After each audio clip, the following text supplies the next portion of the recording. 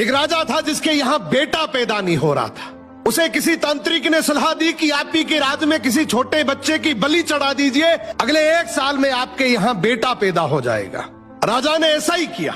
अगले ही दिन ऐलान करवा दिया कि जिस घर से बच्चा दिया जाएगा उस घर को ढेर सारा धन दिया जाएगा। राजा का ये ऐलान एक गरीब परिवार ने सुना तो अपने घर के सबसे छोटे बच्चे को भेज दिया कि ये बच्चा हमारे किसी काम का नहीं, इसे रख लो। अब बलि चढ़ाने की पूरी तैयारी हो गई। राजा ने बच्चे से पूछा, कोई तुम्हारी आखिरी इच्छा? तो बच्चा बोला, मुझे बस थोड़ी सी गिल्ली मिट्टी ला कर दे दो। मिट्टी लाई गई तो उस बच्चे ने उस मिट्टी से छोटे छोटे 4 मकान बनाए और उसके बाद एक एक करके 3 मकानों को लात मारकर गिरा दिया, एक को रहने दिया और उसके सामने हाथ जोड़कर दुआ की और राजा को बोला, अब मेरी बलि चढ़ा दो। ये देखकर राजा को बड़ा अजीब लगा। वो डर सा गया कि शायद बच्चे ने कोई तंत्र विद्या की हो। उसने बच्चे से पूछा, तूने ये क्या किया था? तो बच्चा बोला, पहला मकान गिराया जो मेरे माँ बाप का था, जिन्होंने सिर्फ पैसों के लिए मुझे बेच दिया।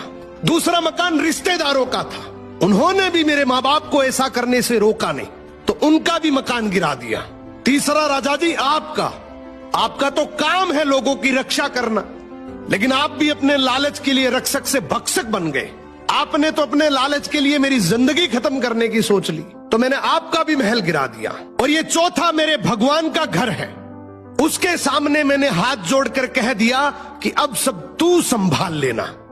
राजा ने बच्चे की बात सुनी तो आंखों में आंसू आ गए और गहराई से सोचा कि किसी हंसती खेलती जिंदगी को खत्म करके मुझे बेटा मिल भी गया तो मेरे किस काम का, क्योंकि मेरे राज में न्याय की भूल हो सकती है लेकिन उस ऊपर वाले की डायरी में गलती की कोई गुंजाइश नहीं है। राजा ने रोते हुए बच्चे को गले लगा लिया और बोला, आज से तू ही मेरा बेटा है। इस कहानी का मतलब है कि दुनिया के सामने झुकने से कुछ नहीं होगा, क्योंकि दुनिया अपने मतलब के लिए कुछ भी कर सकती है। झुकना है तो उस भगवान के सामने, जिसके सामने झुकने से तुम्हारा कोई कुछ नहीं बिगाड़ सकता। समर्पण करना है तो उस परमपिता परमेश्वर को करो।